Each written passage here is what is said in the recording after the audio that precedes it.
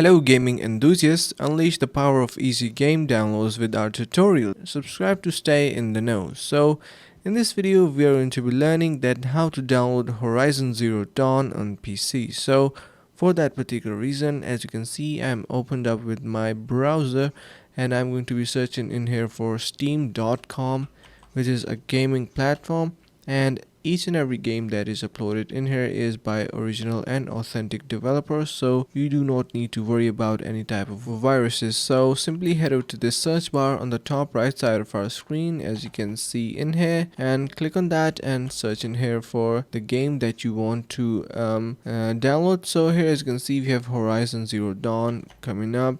Click on that and now you can see it is showing up. So you can also go through this video that is showing up, as well the screenshots that are available for the game, which looks amazing by the way. So what you can do is simply click on this add to cart option that will eventually end up landing this game into your library, from where you can launch it and play it. So that is going to be a pretty simple process. So I hope you found this video helpful.